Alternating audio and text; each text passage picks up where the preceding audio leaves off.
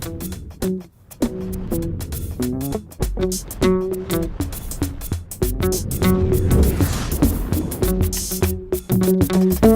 ces temps troublés, la défaite de la pensée est-elle généralisée et le triomphe de la barbarie désormais effective? Non, mes amis, mes frères en humanité. Ne sombrons pas dans la terreur des ombres et maintenons la lumière de l'esprit et de nos cœurs. Impératif qu'ancien, sapere aude. Osons penser par nous-mêmes, avec raison et justesse. L'objectif reste indéfectiblement nietzschéen également. Nuire à la bêtise. À défaut, celle-ci triomphera, son partage au point que les autoritarismes d'antan paraîtront ternes et pâles, à côté de ceux qui auront réussi à servir les corps, certes, mais aussi et surtout les âmes. L'art de changer le monde et de bâtir une humanité meilleure, c'est par chacun, pour tous, ensemble et maintenant. Nous recevons aujourd'hui Stéphane Bellossine, entrepreneur dans l'innovation, président de Crédit Mutuel, mélomane et écrivain, pour son livre Le témoin du temps. Si j'ai souhaité vous inviter, c'est que dans ce livre, en exergue, il est dit que l'utilité de l'action, que ce soit de l'individu ou de l'homme politique, doit être mesurée par sa contribution à l'œuvre de fraternité de tous les êtres. Alors c'est très beau, ça conduit, c'est un fil conducteur de votre livre, mais avant d'aller sur ce fil conducteur, est-ce que vous pouvez nous dire qui vous êtes? Alors Stéphane Bellossine. Bonjour, qui je suis? Bon, c'est pas une question simple, mais bien sûr je vais essayer d'y répondre. Alors, je dirais que ce qui me caractérise peut-être en tout cas le plus simplement, c'est que je suis un citoyen du monde, ou en tout cas j'essaye de l'être. Alors, ça peut paraître un petit peu la tarte à la crème de dire citoyen du monde. Vous êtes un vrai citoyen du monde. Déjà, vous êtes né où? Oui, justement, je suis né à La Havane, à Cuba. Et quand je dis citoyen du monde, c'est parce que c'est quelque chose que j'ai un petit peu en moi, que j'ai vécu dans mon enfance, simplement du fait du travail de mon père, notamment parce que j'ai été ballotté entre différentes cultures, différents pays. Lesquels? Cuba, où je suis né. Ensuite, j'ai vécu mes 3 premières années. J'ai appris à parler, à marcher là-bas. Ensuite, fumer le cigare, non, c'est un peu jeune. Ah ouais, j'ai quitté à 3 ans. Mon père le fumait, mais finalement, ça m'a jamais tenté. Bon, c'est la vie. Ensuite, l'Algérie, où j'ai passé 5 années. L'Allemagne de l'Est. C'était donc les années 70, c'était là en pleine guerre froide, à la fin des années 70, donc l'Europe communiste, Berlin-Est. Ensuite l'Iran, où j'ai vécu les événements troublés iraniens, juste après la chute du Shah. Révolution. Mais... Ouais. Et ensuite je suis arrivé en France uniquement à l'âge de 12 ans. J'avais jamais mis le pied en France avant. Et donc j'ai passé, disons, mon adolescence en France et également j'ai fait mes études d'ingénieur. Ensuite, j'ai un petit peu le virus du voyage en moi, forcément. Donc j'ai par la suite travaillé, évidemment c'est en tant qu'adulte. Je suis allé travailler aux Pays-Bas, un petit peu aux États-Unis et aussi en Allemagne. Donc un vrai citoyen du monde. Vous y avez fait quoi pendant ces multiples vies comme activité professionnelle, entrepreneuriale, mais pas que? Mais pas que, oui. Alors pour l'activité professionnelle, donc, je suis ingénieur en télécom, donc j'ai travaillé dans ma spécialité, donc les télécoms, dans des entreprises globales comme France Télécom International ou British Telecom, donc à Amsterdam et en Allemagne. Pour Cisco Systems aussi, qui est une entreprise donc de l'Internet, aujourd'hui c'est la leader mondial pour les équipements Internet. Et donc un certain nombre d'années à chaque fois, aux Pays-Bas comme en Allemagne. Et puis j'ai aussi bien sûr tissé des liens avec bien des gens là-bas qui sont toujours mes amis. J'y vais d'ailleurs assez régulièrement. Et ici à Paris d'ailleurs, j'ai aussi des liens avec la communauté américaine, allemande. Et notamment pour mes activités d'entrepreneuriat, je suis membre des commissions franco-américaines, franco-allemandes et aussi franco-irlandaise. Donc j'ai pas mal d'échanges avec la communauté de l'innovation et de l'entrepreneuriat à Paris. Alors, qu'est-ce que vous faites justement dans l'innovation, l'entrepreneuriat? Comment vous assurez vous-même la promotion de méthodes innovantes, de recherche? Qu'est-ce que vous entreprenez et pourquoi? Alors oui, c'est une bonne question. Alors, notamment, ce que j'ai fait ces dernières années, jusqu'à il y a un an, j'ai été pendant 10 ans, presque 10 ans en tout cas, enseignant à l'école de physique-chimie de Paris. J'ai enseigné l'entrepreneuriat, enfin je faisais partie d'un module d'enseignement optionnel à l'intention des élèves de 3e année, des élèves ingénieurs de 3e année, qui a vraiment beaucoup de succès, hein. Il y a énormément de candidats parce que c'est... Vous voyez un développement de plus en plus? Ah oui, oui, bon, il faut bien avouer que c'est dans l'air du temps, hein. Depuis la révolution numérique, depuis 15 ans, l'Internet, ça fait miroiter bien des choses. Et aujourd'hui, quand on demande aux jeunes ce qui les fait rêver, c'est créer une start-up. Vous pouvez faire l'expérience, c'est vraiment ça.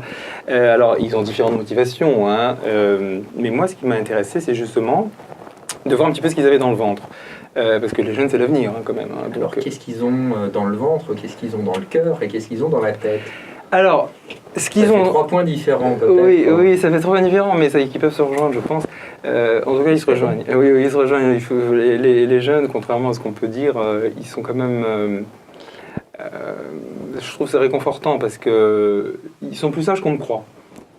En tout cas, plus sages que ce qu'on était peut-être à leur âge. Oui, bon, il faut dire que le monde se détériore de manière assez inquiétante, c'est peut-être pour ça.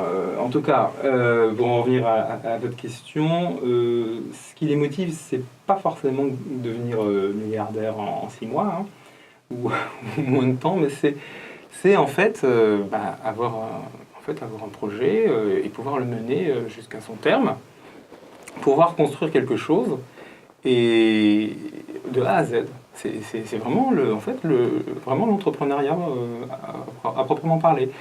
Et puis le faire vivre longtemps. Et puis ensuite, bien entendu, il s'agit ensuite de faire grandir le rêve et puis de faire du profit aussi. Mais c'est pas comme on pourrait le croire, devenir milliardaire, vendre, faire une start-up, devenir milliardaire, revendre, etc.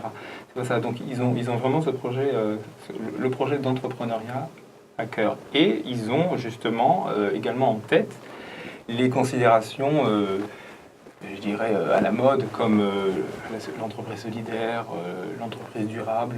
C'est des choses qu'ils ont vraiment en tête quand ils travaillent sur leur projet. Oui, c'est quelque chose qu'on voit depuis une dizaine d'années, mais avec une accélération ces 4-5 dernières années, oui, où les jeunes souhaitent entreprendre pour se réaliser aussi, trouver du sens à leur propre vie, un engagement, faire des découvertes de belles choses, et en même temps pour apporter au monde. Pas simplement pour changer le monde, mais pour apporter leur pierre à un édifice spécifique. Alors, vous l'observez aussi, donc chez nos ingénieurs. Donc c'est rassurant. Oui, comme je vous disais, c'est rassurant. Alors, je suis moi aussi un petit peu entrepreneur, enfin un petit peu beaucoup même, puisque j'ai moi-même un projet, c'est vrai, sur lequel je travaille depuis pas mal de temps avec des associés. Vous pouvez nous en parler un petit peu? Oui, je vais vous dire 2 mots. Il s'agit... alors mes associés ont créé une société d'intelligence artificielle, je dirais. Ils ont développé un logiciel probabiliste qui permet un petit peu de prédire l'avenir parce que c'est à partir de données qu'on lui donne. C'est un petit peu relié au big data qui est aussi très à la mode, mais pas seulement. Donc à partir de données empiriques, vraiment très empiriques sur un référentiel qu'il étudie, il est capable donc justement un petit peu grâce à une historicité qu'il a acquise et un self-learning qu'il fait sur des conditions vraiment empiriques du modèle qu'il est en train d'étudier, il est capable un petit peu de prédire le comportement dans un état bien donné du référentiel en question. Et, alors, c'est-à-dire, c'est un peu compliqué, ça peut être utilisé pourquoi? Alors, ça peut être utilisé par exemple pour des instituts de sondage qui qui veulent prévoir modèle prospectiviste, tout à fait, le comportement des clients ou des consommation, production, etc. Exactement, c'est un logiciel qui est utilisé également dans le marketing, pour les entreprises de marketing qui veulent connaître un petit peu comment on va réagir, quand est-ce qu'il faut lancer une campagne, quand est-ce qu'il faut lancer un nouveau produit, etc. Mais c'est aussi utilisé, par exemple, pour dans des entreprises industrielles, pour minimiser le rebut dans des chaînes de montage, notamment, essayer de découvrir où se trouve le problème. Ou, alors, le modèle économique que j'ai développé, c'est pour justement le monde aérien. C'est pour optimiser la maintenance des compagnies, la maintenance des avions pour les compagnies aériennes. Voilà. Donc c'est quelque chose que je développe en ce moment avec eux. Alors vous dites que vous avez un projet, vous avez également une entreprise de conseil, accessoirement. Oui, j'ai aussi une entreprise de conseil puisque je suis effectivement, je suis moi-même en profession libérale. Voilà. Et vous êtes également alors président d'un conseil d'administration de Crédit Mutuel. Alors, oui. C'est quoi comment on devient Oui, alors le Crédit Mutuel, c'est une banque un petit peu particulière parce que c'est une banque mutualiste, c'est-à-dire que en fait, elle a un certain nombre de valeurs, justement la solidarité. C'est une valeur importante du mutualisme et aussi le devoir d'intervenir dans le tissu social local justement de la caisse. Parce que le Crédit Mutuel, en fait, a cette particularité d'être en fait une banque avec une multitude de caisses qui sont toutes indépendantes les unes des autres. Il y a bien entendu des fédérations, il y a la fédération de région, il y a la fédération nationale, mais il y a également des caisses locales. Moi, je suis président du conseil d'administration de la caisse de ma ville, qui est à Agnières-sur-Seine, donc dans les Hauts-de-Seine. Et la caisse est donc une entité juridique à part entière. C'est pour ça que le conseil d'administration de la caisse d'Agnières-sur-Seine a donc véritablement un poids, puisqu'il les permet de contrôler l'activité de la caisse et de voter un certain nombre de mesures, de donner mandat au directeur pour un certain nombre de choses. Et en même temps, justement, il s'assure que les valeurs sont effectivement respectées, les valeurs de solidarité. Et c'est ça qui m'intéresse. Financer des projets au niveau local, des festivals, des associations. Voilà, voter ce genre de choses. Et ça ne devrait pas être le rôle de toute banque, ça, ou de toute entreprise? Oui, je suis d'accord avec vous. Ça devrait être le rôle de toute banque. Merci. Donc de financer l'activité économique et de permettre, justement, par cela, de permettre aux fléaux que sont le chômage, par exemple, de diminuer. Hein. Ça paraît peut-être un petit peu naïf de dire ça, mais ça devrait être effectivement le but des banques. Ça devrait être, c'est-à-dire en fait, ça devrait être le sens d'ailleurs de la gestion publique et aussi des élus, hein, donc aller dans le sens d'intérêt général. Malheureusement, les banques ne font pas ça. Pourquoi? Comment est-ce que vous expliquez ça? Alors ça, on le verra dans votre livre où on a finalement le livre qui s'appelle Le témoin du temps, conte philosophique et musical. Où il y a pas mal de passages sur l'argent, les banques, les systèmes de financement qui ne remplissent pas leur rôle. Donc pour vous, qu'est-ce que l'économie, qu'est-ce que les banques, qu'est-ce que l'entrepreneuriat et comment tout cela devrait fonctionner et à quoi cela devrait servir? Alors, à quoi cela devrait servir? Alors, les banques, comme on vient de le dire, malheureusement, aujourd'hui, comme de toute manière beaucoup d'entreprises de notre monde capitaliste libéral, sont principalement intéressées par le profit maximum, le court-termiste, le plus immédiat possible. Hein. On vit dans un monde assez spéculatif. Hein, la caricature extrême, si je peux l'évoquer juste en 2 secondes, c'est d'acheter pour revendre tout de suite. Hein. Donc, vous avez des investisseurs qui peuvent investir dans une entreprise, mais sans aucun projet industriel. Hein. Il s'agit simplement de pouvoir revendre, de rendre la mariée plus belle tout de suite et de la revendre en 3 mois, en 6 mois, plus cher. C'est quelque chose, malheureusement, qui est devenu récurrent. Vous êtes en train de nous dire que les banques devraient servir à financer les entrepreneurs, les entreprises, et pas à spéculer dessus? Oui, il y a Et dans complètement quel qu'il y a monde également une vivez-vous? entreprise. Comment? Mais il y a pas que dans quel monde je vis, mais c'est bien ça, c'est bien ce que je vous disais, c'est peut-être un petit peu naïf. Mais il y a pas si longtemps, dans les années 60, dans les années 70, où on était toujours dans un monde capitaliste, mais il était quand même plus régulé. Et ça se passait un petit peu comme ce que je viens de vous décrire. Donc c'est pas totalement utopique, hein. La machine s'est simplement enrayée et maintenant elle va à toute vitesse dans le mur, hein. Enfin c'est mon avis en tout cas. Vous vous battez justement pour que les banques soient capables de financer les projets d'entreprise, les entrepreneurs, l'investissement, le fonctionnement, bref, Voilà. tout ce qui est nécessaire à la dynamique entrepreneuriale Tout à et fait. à la réalisation de beaux projets. Voilà, et c'est ce qui m'a notamment intéressé, savoir comment ça pouvait se passer si je pouvais agir un petit peu à mon humble échelle, quand par exemple j'ai postulé pour devenir président du conseil d'administration de la Caisse du Crédit Comment Mutuel on fait d'Anières. pour devenir président de... Bah, on est élu, hein. On est élu. Enfin, il faut être bien sûr client, avoir ses actifs au Crédit Mutuel, et puis ensuite, on est élu par l'Assemblée Générale. Donc comme quoi les pubs énervantes à la télé, il y a quand même un fond... Ah, les pubs du Crédit Mutuel, je peux vous assurer, il y a un fond de vérité. D'accord, très bien. C'est tout à fait juste. Bon alors, dans le témoin du temps, pourquoi un conte philosophique et initiatique? Alors en quoi c'est philosophique et initiatique? Qu'est-ce que ce livre, hein, d'où vient-il? Qu'est-ce qui vous a poussé à écrire? Parce que manifestement, vous n'écrivez pas que ça. Vous avez des velléités de création artistique. C'est bien écrit. Je ne le dis pas par flagornerie ou quoi que ce soit. Quand je l'aime pas, je le dis aussi. C'est bien écrit, c'est effectivement philosophique, c'est à la portée de tous. Qu'est-ce qu'on y découvre dans le témoin du temps?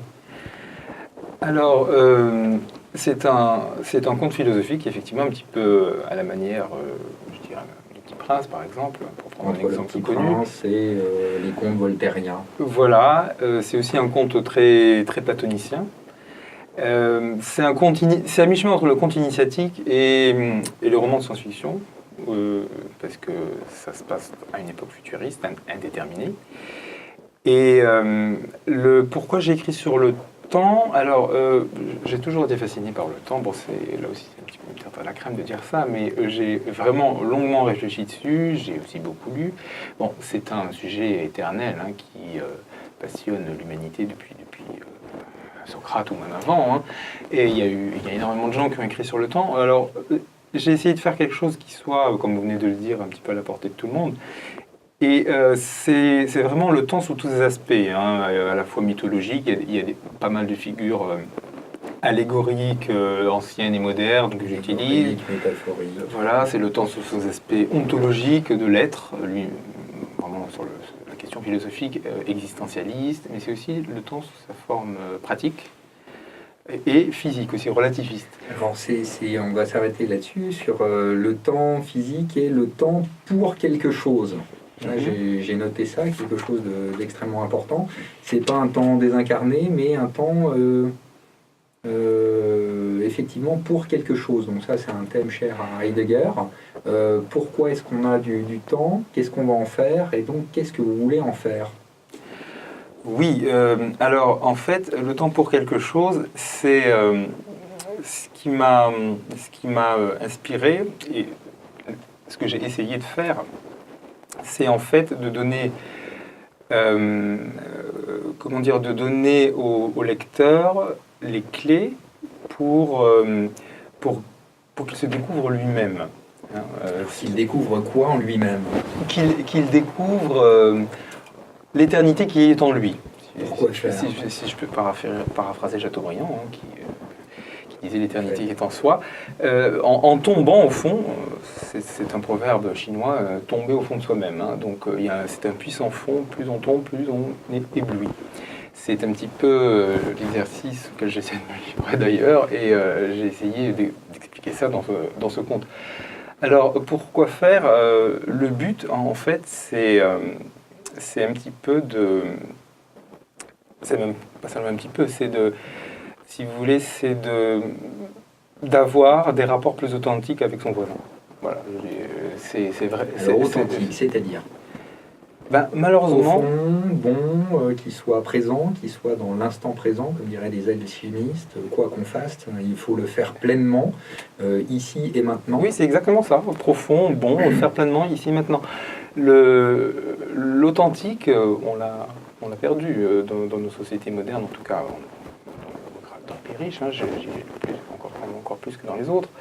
Les rapports, c'est un hymne à l'authenticité des rapports humains. Et je pense très sincèrement que ça résoudrait pas mal de nos problèmes si on avait un rapport plus authentique avec son voisin.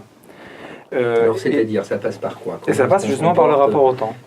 Ah, alors, c'est-à-dire c'est-à-dire que, voyez-vous, pour moi, en tout cas c'est le constat que je fais, hein, peut-être que je me trompe, mais c'est le constat que je fais, le temps est devenu un ennemi dans nos sociétés ultra modernes, post-modernes même, où tout va trop vite pour tout le monde, on n'a plus le temps, on n'a même pas le temps de dire bonjour. Le temps est devenu un ennemi et donc on se bat en permanence contre le temps. Chacun gère son existence finalement comme une entreprise. Hein. La seule chose qui compte, c'est l'efficacité. Souvent, quand on arrive à 80 ans ou plus que de sa vie, on regrette un certain nombre de choses, hein, mais c'est trop tard. Donc il faut essayer, aussitôt possible, de lutter contre ça. Et donc pour moi, il faut changer son rapport au temps, et justement, dans le but de construire une meilleure relation avec ce voisin afin d'apaiser tous les maux qui nous entourent. Alors ça comment passe. On fait pour s'approprier le temps, ne plus courir, ne plus dire je suis sous l'eau, je suis charrette, j'en peux plus, etc. Ça passe par, selon moi, une construction de soi. Donc, mais il faut vraiment une sculpture de soi, comme auraient dit les Grecs. Exactement, mais il faut vraiment. Il faut être véritablement honnête avec soi-même. C'est un exercice très difficile. Hein, alors, c'est-à-dire avoir du sens critique sur soi. Ça veut dire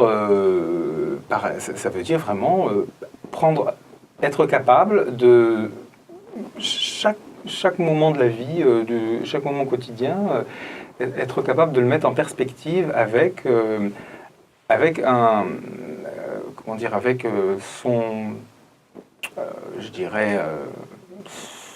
son propre moi, son conscient et son inconscient en même temps. Et pour ça, il faut vraiment être capable. D'abord, il faut avoir un objectif, un objectif qui est justement la conquête de son... C'est un petit peu comme la conquête de sa propre liberté, hein, je dirais. Donc, de sa propre liberté, donc être capable de se confronter à un sens critique, à son propre sens critique sur soi-même. Et c'est compliqué, ça. Oui, ça prend du temps. C'est compliqué, ça prend du temps. Si c'est du doute en plus, enfin, c'est quand même pénible. C'est du doute, c'est pénible, c'est pas facile, mais pour moi, c'est indispensable. Et on y prend goût, hein, de toute manière. Hein. On y prend goût, on s'habitue, et finalement, on se rend compte que ça devient indispensable. Hein. Donc plonger en soi, être plus critique vis-à-vis de soi, essayer de bâtir des relations avec soi, l'autre, les autres, le monde, s'approprier le temps. Oui, exactement, mais c'est quelque chose et vivre l'instant, les instants d'éternité. Oui, il faut, en fait, il suffit, mais finalement, c'est à la fois compliqué et pas si compliqué. Si on prenait, ne serait-ce qu'au début, quelques minutes par jour, pour, par exemple, contempler un coucher de soleil, par exemple, humer je ne sais pas, l'odeur de la soupe de potiron qu'on vient d'acheter. Encore faut-il que ce soit une soupe de bonne qualité, ou une soupe de tomates. C'est-à-dire qu'il soit, oui, de l'affaire, c'est ce qui serait encore mieux. Et de se rendre compte que la tomate sent quelque chose, c'est pas du plastique.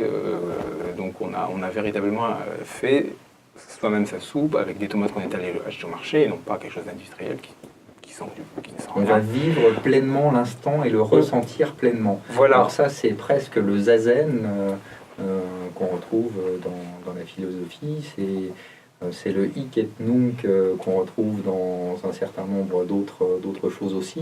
Effectivement, ça fait quasiment 10 000 ans qu'on dit ça. Prenons le temps, vivons pleinement, c'est l'instant, le présent. Il n'y a que le présent qui existe. Alors, ça ne veut pas dire qu'il faut faire n'importe quoi parce que le futur n'existe pas ou quoi que ce soit. Ça veut juste dire, quoi qu'on fasse, faisons-le bien et faisons-le intensément, comme si c'était la première et la dernière fois qu'on devait le faire.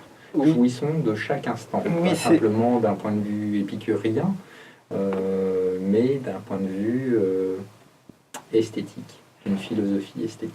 Oui, c'est exactement ça, et c'est en même temps aussi, en plus, donc prendre simplement quelques minutes de le faire, et puis le jour qui suit, quelques minutes de plus, et ensuite quelques minutes de plus, tout le temps. Et on se réapproprie un certain nombre de choses qu'on a complètement oubliées à cause de ce que je vous disais tout à l'heure, du fait que le temps va trop vite, qu'il faut tout gérer de manière efficace, etc. Et on perd un petit peu son humanité avec tout ça. Hein. Alors, comment est-ce qu'on fait pour retrouver non seulement notre humanité individuelle, mais également collective? Parce que c'est aussi le propos de votre livre, où nous avons un homme politique qui va par la création de rêves artificiels, finalement, va être mis dans des conditions où il va révéler son moi intérieur, propre, face à la galaxie, face à l'ensemble des gens qui doivent voter pour lui, pour la prochaine présidentielle. Et donc les gens vont tout savoir de ses réactions vis-à-vis de l'inconnu, de la mort, de l'argent, d'un certain nombre de choses. Et ça nous place aussi vis-à-vis des grandes questions sur de l'action entrepreneuriale politique, de l'action politique, que doivent faire les hommes politiques, qu'est-ce qu'ils peuvent faire, qu'est-ce qu'ils doivent arrêter de faire, comment on peut aller au-delà des populismes traditionnels, comment est-ce qu'on peut aller au-delà de la séparation des techniques des boucs émissaires, etc., pour au contraire essayer de réunir, de construire ensemble et d'œuvrer pour l'humanité. Pour le coup, c'est le propos de votre livre. Vous pouvez nous présenter un peu le personnage principal, Monsieur Polis? Oui, bien sûr. Alors, effectivement, le personnage principal, Monsieur Polis, c'est le narrateur en même temps. Il est candidat à l'élection suprême de la galaxie. Hein, et pour ça, donc, on le soumet à une sorte de test. Les électeurs vont pouvoir juger ce qu'il a un petit peu dans le ventre et dans la tête en même temps. Et ce test, c'est une sorte de sérum de vérité. Bon. Et donc, du fait de ce sérum de vérité qu'on va lui administrer, il va partir à la découverte de lui-même, justement. C'est tout ce qu'on vient de dire. Et à travers la découverte de lui-même, en même temps, en direct, dans toute la galaxie, l'ensemble des électeurs en puissance vont découvrir qui il est, un petit peu à son insu, je dirais, ou en même temps que lui-même. En même temps que lui-même, c'est en fait c'était ce qu'il a de plus caché, de plus profond dans ses réactions, vraiment. Tout à fait. C'est une sorte de de protection contre le mensonge, qui est dans nos sociétés d'aujourd'hui est érigé en principe absolu de gouvernement. Hein. C'est malheureusement on en est presque là. Du moins c'est mon opinion. Et donc ce test justement c'est une protection contre ça. Donc le narrateur, il part, du fait de ce test, donc de ce sérum de vérité, il va partir dans un grand voyage spatio-temporel, qui est un petit peu le ressort du conte. Et à travers ce voyage spatio-temporel, c'est en fait une métaphore, je dirais, de l'apprentissage de sa propre liberté, justement, de sa propre liberté, de sa propre finitude et également de la manière dont il est relié au monde et à l'univers. Absolument, voilà, c'est exactement ça. Donc c'est le ressort du livre. Et donc, ce qui fait que bien sûr on évoque la construction de soi, telle qu'on vient de la définir tous les deux. Et en même temps, puisque lui est un responsable politique, à travers la construction de lui-même, donc la recherche un petit peu du rapport authentique, qui est un petit peu la leçon du témoin du temps, là, du rapport authentique à autrui. Lui, en tant que responsable politique, ce qu'il doit rechercher, donc, dans le temps politique, c'est être utile. C'est également ce qui doit prévaloir dans l'action politique. être utile et notamment, c'est ce que je pense en tout cas, amener de l'humain dans l'action politique. Ou enfin, en tout cas, c'est un petit peu la leçon là aussi, l'humain, c'est ce qui doit prévaloir, c'est l'objectif, c'est ce qui devrait être l'objectif de toute action ou de tout projet. Alors, politique. c'est-à-dire, pour vous, qu'est-ce que c'est cet humain dans l'action politique? Ça veut dire quoi? Quel doit être le projet politique? Que doit être véritablement la politique? La politique, ça doit être porté par quoi? Par des partis, par des citoyens, par tout un chacun, par des leaders, par des visionnaires, par des gens qui savent, qui sont des leaders charismatiques, qui savent tout faire et vont apporter sur un plateau en or l'ensemble des solutions? Non, pour moi, c'est chaque citoyen doit agir, il doit s'approprier son avenir. C'est un petit peu ce que disaient les philosophes de la Renaissance, hein, l'homme de devenir acteur de sa propre destinée. C'est la démocratie, et si elle veut dire quelque chose, est vraiment basée là-dessus. Chaque citoyen doit agir à son échelle, hein, dans l'espace local, dans l'espace du quartier, de l'association, de la commune. C'est indispensable. Sinon, si c'est pas le cas, eh bien, quand il démissionne, eh ben, on arrive à ce qu'on voit, des dérives comme des partis ou des responsables politiques qui deviennent impotents. Voilà, votre propos, c'est de dire n'attendons rien des partis en eux-mêmes, faisons attention à ne pas réclamer, nous plaindre aussi ou quoi que ce soit, agissons à titre individuel et collectif. Agissons ou forçons les hommes politiques et les responsables, puisque... Agir est pour le bien commun. Pour l'intérêt général. L'unité, l'intérêt général. L'action politique, c'est d'aller dans le sens de l'intérêt général, et l'humain, c'est ça, c'est-à-dire...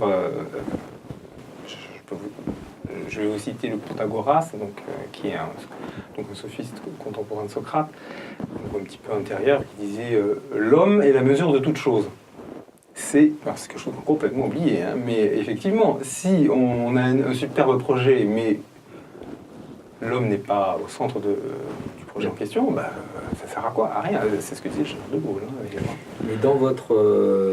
au-delà de ça, il y a une dimension presque spirituelle, j'allais dire. C'est pas un homme simple au centre de toute chose, c'est un homme qui est en même temps éveillé, qui a une conscience. C'est un homme qui est relié, je n'oserais dire au divin en lui, mais au moins qui est relié à l'univers, qui se sent faire partie de l'univers. Ah mais absolument, d'ailleurs, je suis content que vous disiez cela, ça veut dire que j'ai peut-être réussi ce que j'ai tenté de faire en écrivant le livre, parce que le livre, c'est, en fait, je l'ai écrit comme un fil conducteur entre chacun d'entre nous et l'esprit du monde. C'est Platon, c'est l'ultimate du Platon, l'ultimate de Platon, un de ses dialogues les plus connus. C'est vraiment ça, donc l'esprit du monde dont nous détenons d'ailleurs tous une part, justement. Exactement. C'est Platon et Hermès Trismégiste. Je suis en tout et tout est en moi. Je suis une partie du monde et le monde. Absolument. Et donc, effectivement, c'est l'homme dans l'univers, finalement tout est lié, hein. C'est le rapport au temps, c'est le rapport à son voisin, à rendre temps à essayer de travailler pour qu'il devienne authentique. Et à partir de là, chacun peut agir, on peut agir ensemble et justement changer le monde en mieux. Pour créer une humanité meilleure. Pour créer une humanité meilleure. Voilà. Alors après cet épisode spirituel et positif, je vous propose un petit intermède poétique. Parfait. Alors je crois que vous nous avez apporté 2-3 petits poèmes courts, oui. D'auteurs que j'aime bien par ailleurs. Vous pouvez nous les lire, nous les présenter et nous les commenter? Oui, bien sûr. Vous les avez apportés? Alors, donc ce sont 3 petits poèmes effectivement très courts en prose.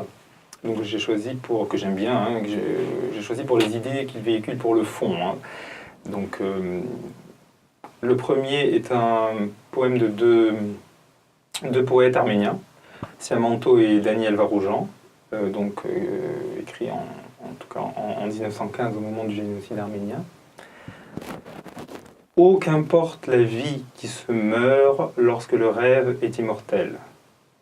J'ai compris qu'il fallait encore inventer la justice et conquérir la liberté. Alors bon, c'est effectivement assez sombre, hein, les circonstances à l'époque le justifiaient. C'est une inscription qui se trouve d'ailleurs sur le monument mémoriel sur la stèle du génocide. Oui, qui se trouve à Chaville, dans les Yvelines, donc destiné à la mémoire du génocide qui a été reconnu par la France il n'y a pas très longtemps.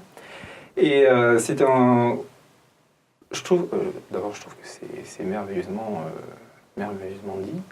C'est un court poème qui concerne finalement l'humanité entière et qui est ô combien brûlant d'actualité. Hein. Ça fait un siècle, 1915-2015, quand on voit ce qui passe aujourd'hui. Malheureusement, d'actualité. Les conflits un petit peu partout, c'est vraiment brûlant d'actualité et pas seulement pour du faire fait le lien, est-ce que vous pensez que nous avons oublié cette part non seulement d'espoir, mais de rêve pour nous-mêmes, pour notre humanité et pour un nous, justement, qui n'existerait plus? Ah, mais je pense effectivement qu'on a oublié qu'il fallait encore inventer la justice et conquérir la liberté, pour reprendre les termes qui sont dits là. Hein. Pourquoi ? Parce que, comme on disait tout à l'heure, la vie aujourd'hui, c'est un combat pour beaucoup de gens, un combat simplement pour exister. Hein. Pour la survie. Pour la survie. Les gens ne vivent plus, on n'est pas dans l'instant d'éternité, mais simplement dans la survie. Exactement. Et il y a aussi le fait que les gens sont un petit peu en attente d'un commandeur qui serait capable de changer les choses en un claquement de doigts et donc de rétablir la justice. Mais méfions-nous de ça, absolument. Alors, autre petit poème. Un poème de Khalil Gibran, donc un poète libanais de la première moitié du XXe siècle. Écrit sur le prophète. Le prophète, c'est l'ouvrage le plus célèbre, oui. Notamment. Donc, un arbre dit à un homme, « Mes racines plongent dans la profonde terre rouge, et je te donnerai mon fruit. » Et l'homme dit à l'arbre, « Comme nous sommes semblables, mes racines, elles aussi s'enfoncent profondément dans la terre rouge. Et la terre rouge te donne le pouvoir de m'accorder ton fruit, et la terre rouge m'apprend à le recevoir de toi, en action de grâce. Grâce au pluriel. » Alors, je trouve ça aussi absolument magnifique de symbolique. Pourquoi ? Parce que la terre rouge, elle évoque, pour moi en tout cas, le sang nourricier. Le sang de la terre. Le sang de la terre, c'est vraiment la communion avec la nature qui se meurt. Hein. On est à Paris, c'est la COP21 en ce moment, donc on est un petit peu à son chevet, un petit peu beaucoup, hein.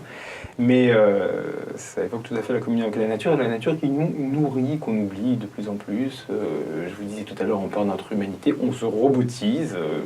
Tout dans notre époque postmoderne nous robotise, même Internet nous robotise.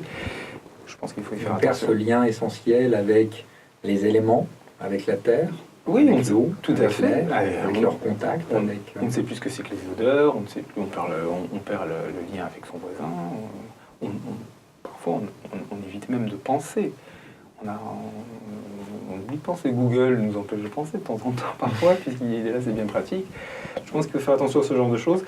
Et les actions de grâce, ici, dans le poème de Khalil Gibran, pour moi, ça évoque aussi la prière, les sacrifices que faisaient les civilisations anciennes, hein, justement, aux dieux, pour appeler à une meilleure récolte, à des pluies nourricières, notamment. Mais on peut aussi imaginer l'arbre comme étant justement son voisin. Le voisin dont on a besoin pour se connaître en tant qu'homme ou femme, à qui on peut amener quelque chose qui nous enrichit de la même façon que cet arbre qui donne son fruit. Enfin, c'est une métaphore ici. Et ces échanges-là, on en a besoin d'ailleurs pour abattre les murs de peur, de haine et d'incompréhension. Tout à fait. Ça me fait penser à une citation que j'aime beaucoup de Lévinas, qui disait la véritable courbure de l'espace, c'est la rencontre d'autrui.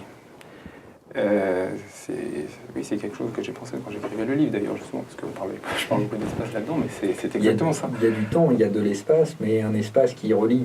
Non pas un espace avec une distance, mais un espace proche, effectivement, de proximité, de rencontre, de voyage, où on voit, et c'est ce que nous apprennent tous les contes philosophiques, pas simplement le vôtre, que tout voyage intérieur est un voyage de rencontre vers soi, mais aussi après, et parallèlement vers l'autre, et les autres, et le monde. On s'aperçoit que je, toi et nous, finalement, sont peut-être la même chose. Elles sont profondément reliées. Et puis ces instants de grâce dont parle Khalil Gibran, effectivement, ces instants de grâce sont aussi ces moments que l'on ressent de plénitude. On parlait du Wik et Nunc, ou de ces instants d'éternité. Eh bien, c'est peut-être ça. C'est la grâce, c'est comme le sublime. C'est, comme dirait Schiller, c'est un instant d'éternité. Absolument, c'est exactement ça. Alors pour un troisième petit poème... Le troisième petit poème... C'est vraiment de la gourmandise, on aime ça. Alors c'est une figure tutélaire de la littérature américaine du 19e siècle, Walt Whitman. Alors si vous permettez, je le lis peut-être en anglais et ensuite je traduis. Oui, allez-y. Alors, to the states, or any one of them, or any city of the states, resist much, obey little. Once unquestioning obedience, once fully enslaved. Once fully enslaved, no nation, state, city of this earth ever afterwards resumes its liberty. Donc c'est dans son poème qui s'appelle To the States en 1860, il a écrit cela, donc je traduis. C'est comme une sorte d'incantation aux États-Unis d'Amérique, en tant que nation. Donc, aux États des États-Unis d'Amérique, ou à n'importe lequel d'entre eux, ou à n'importe quelle ville des États-Unis d'Amérique, résistez un maximum, obéissez un minimum. Si d'aventure vous en veniez à obéir sans aucune condition, à tout, alors c'est équivalent à l'asservissement le plus total. Et une fois totalement asservi, aucune nation, aucun État, aucune cité sur cette terre ne peut jamais retrouver pleine liberté entière. Alors, cet asservissement, on ne va pas aller plus en détail sur les différents asservissements de notre société. Ils sont, je crois, multiples, qu'ils soient professionnels, politiques, qu'ils soient dans le contrôle de la pensée, dans ce qui est baptisé la psychologie sociale, c'est-à-dire l'orientation des comportements de masse, c'est-à-dire la manière de se comporter de manière individuelle, collective, etc. Oui, donc résistez beaucoup, faites valoir votre esprit critique, on va dire, et puis obéissez peu et ne succombez pas aux injonctions tout à fait systématiques véhiculées par nos systèmes de vie, de consommation, de production. Exactement. Et c'est très révolutionnaire ça. Hein, si on m'avait dit non pas un banquier, mais un président de conseil d'administration de banque pouvait avoir ce discours. Non, mais c'est pas... oui, enfin... Non, si j'ai pris ça, c'est pas parce que c'est révolutionnaire, c'est plus parce que, comme je le disais tout à l'heure, il faut prendre son destin en main. C'est un petit peu ça, parce que c'est un... En Les inconnus disaient à un moment, prends-toi en main, c'est ton destin. Oui, mais c'est parce que c'est un... Enfin, je pense, c'est un appel à combattre l'injustice aussi. Et notamment l'injustice créée par la société moderne. On en parlait aussi tout à l'heure. Les démocraties, aujourd'hui, bon... il y a plein d'injustices sur Terre, dans nos démocraties, en France comme ailleurs, il y en a énormément. Il y a déjà la violence inouïe qu'est la pauvreté. C'est la première des violences. C'est une violence exactement, absolument abominable. Mais il y a aussi la violence contre les minorités, contre les penseurs libres qui veulent penser autrement que la bien-pensance, comme on dit, ou enfin en tout cas le politiquement correct, contre toutes les formes de contre-culture. Il y en a en permanence. Et il faut être vigilant en permanence. Michel Onfray vient de retarder la publication d'un essai pour ne pas mettre d'huile sur le feu, mais comme quoi les penseurs libres, qu'on les aime ou qu'on les aime pas, sont eux-mêmes s'auto-censurent. C'est quand même terrible. Oui, bien entendu. Mais en tout cas, c'est pour ça que j'aime beaucoup ce poème.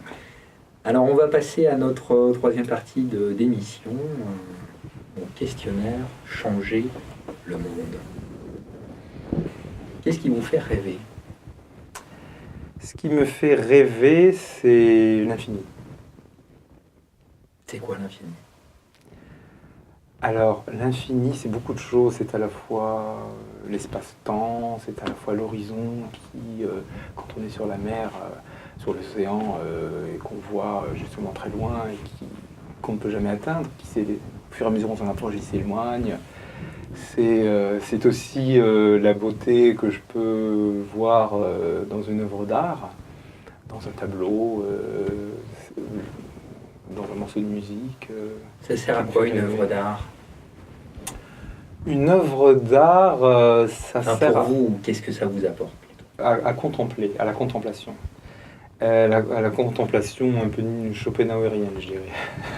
C'est-à-dire, c'est une forme d'apaisement.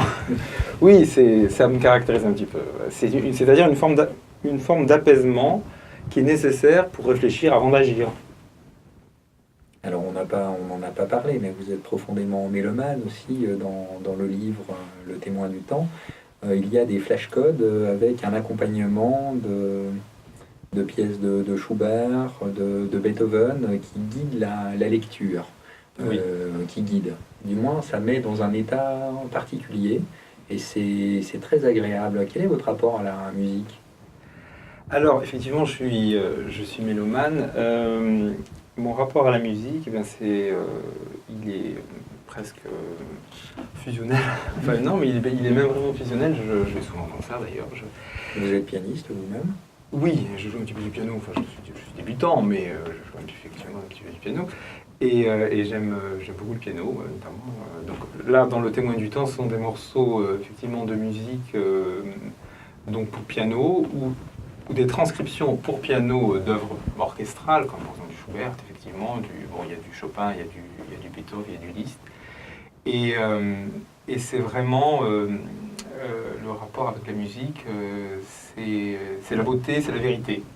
Si vous voulez, c'est vraiment la beauté du monde, ou en tout cas ce qu'il y a de plus bon en l'homme qui se réalise dans l'art en général, et aussi la musique, notamment la musique, parce que je pense qu'elle réconcilie un petit peu tout ce qu'il y a de bon, de bien. Voilà, c'est exactement ça. Alors ça, j'ai retrouvé des sensations synesthésiques, j'allais dire, telles que j'avais pu les vivre dans le jeu des perles de verre d'Hermann Hesse aussi, qui est un livre où la musique, c'est écrit avec une musicalité, c'est écrit comme une partition de musique, et puis la musique est quelque chose d'important dans la contemplation, dans l'atteinte spirituelle de soi, des autres, etc., dans la transformation de soi, du monde, et effectivement dans cette recherche de vérité, de grâce, de sublime, etc. Oui. Oui. Comment aimez-vous? Comment j'aime je dirais avec passion. Enfin, c'est ce que j'essaye. C'est pas très original, je pense, comme réponse, mais c'est la vérité. Vous êtes conscient de quoi? Je suis conscient de ce qui m'entoure. En tout cas, j'essaye. Je pense avoir maintenant assez de maturité pour ça. Comment s'invente-t-on? Comment s'invente-t-on? Ah, eh bien alors, en étant cohérent avec tout ce que j'ai dit avant, avec le rapport à l'autre. Mhm. Oui, vraiment, c'est ça. Qu'est-ce qui est magique pour vous? La vie. Qu'est-ce que vous aimeriez faire disparaître ou apparaître avec une baguette magique?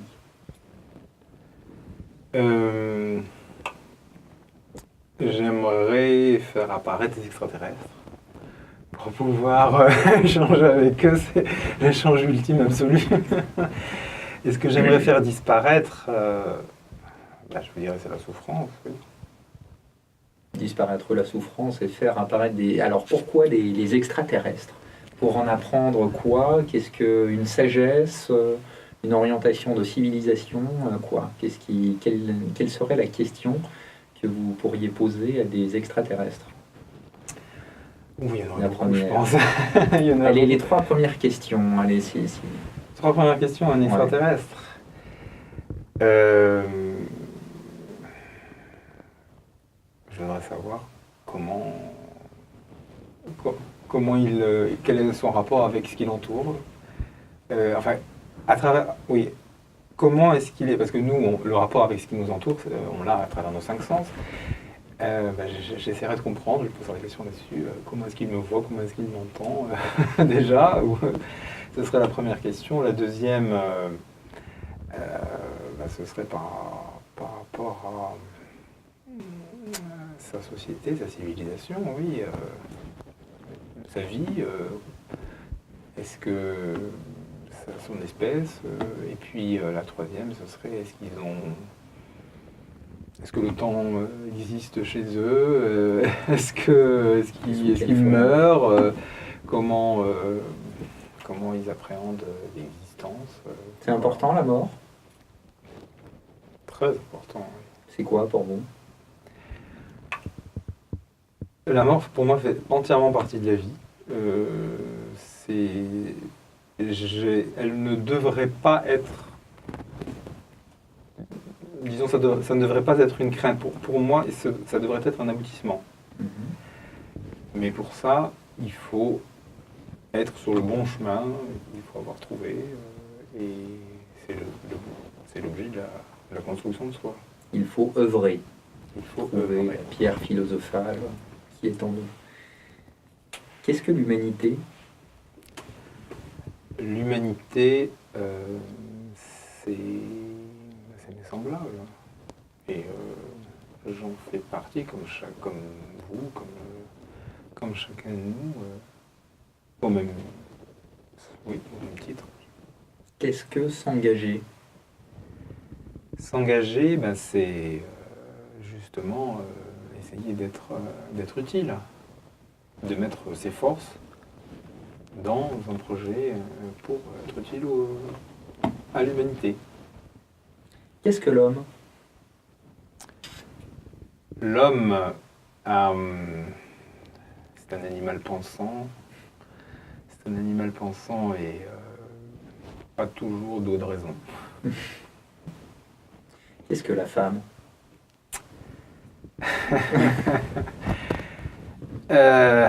J'ai entendu un misogyne qui disait pareil, mais pire. Non? Oui, si je m'écoutais, je pourrais dire la femme, c'est elle qui fait perdre la raison à l'homme, justement. Mais non, la femme, c'est la beauté.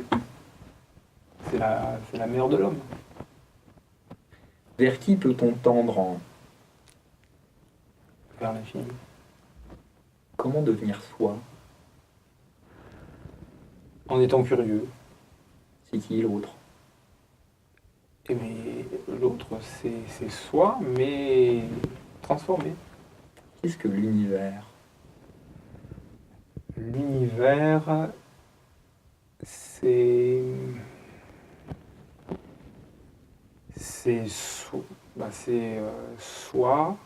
soi-même une fois qu'on est arrivé au bout. Quelle est votre vision du monde? Ma vision du monde, je dirais que ma vision du monde, elle est actuellement, elle est assez sombre, et je dirais que le monde il est dans un état, on est à son chevet et on se doit impérativement, si vous voulez, on se doit impérativement d'agir pour l'offrir aux générations futures dans un état un petit peu meilleur, qui ne soit pas dans un état de survie, mais en tout cas un état qui puisse l'amener à perdurer et à se régénérer. Alors on retrouve là le philosophe entrepreneur nietzschéen en vous. Vous pensez finalement en mélancolique ou en pessimiste et vous agissez néanmoins en entrepreneur pour ne pas subir le monde, mais quand même continuer à l'inventer et le transformer. Oui, oui, oui, je pense qu'il faut surtout pas rester pessimiste. Quelle est votre richesse? Ma richesse, c'est le fait d'être curieux. Que pouvez-vous apporter au monde? Euh, Simplement mon envie de réussir dans quoi que ce soit finalement, mais j'ai envie de réussir. À la fin de votre vie, vous souhaiteriez que les gens, que vos amis se souviennent de quoi vous concernant? Euh, de, C'est votre testament philosophique, presque. oui, je dirais ce que j'aime. Eh ben, j'aimerais qu'ils se souviennent de l'aide que je leur ai apportée pour qu'ils deviennent eux-mêmes justement. Et en étant ça, je le fais en étant, si vous voulez, parfaitement authentique, et c'est-à-dire en fait très franc en général avec mes proches et mes amis. C'est quoi le beau? Le beau, euh, le beau, c'est l'accomplissement du chemin intérieur. Qu'est-ce que le sublime? Ah, le sublime, c'est l'harmonie du cosmos. Donc, lorsque les hommes se retrouvent. Et l'instant d'éternité de Schiller. Oui. Faut-il croire pour changer le monde? Croire, vous parlez de croire en Dieu. Non, je pense pas que ce soit nécessaire de croire. Je pense qu'il faut simplement avoir confiance. Ma seconde question pouvait être, faut-il croire et à quoi, effectivement. Alors, quelles sont vos trois idées pour changer le monde et bâtir concrètement une humanité meilleure? Trois idées concrètes, trois changements de représentation, trois types de comportements. Euh, Trois idées, trois types de comportements. Alors, d'abord, la première, c'est de d'être franc avec soi-même et de construire des relations apaisées avec son environnement le plus proche. Bon. La deuxième, c'est à l'échelon politique.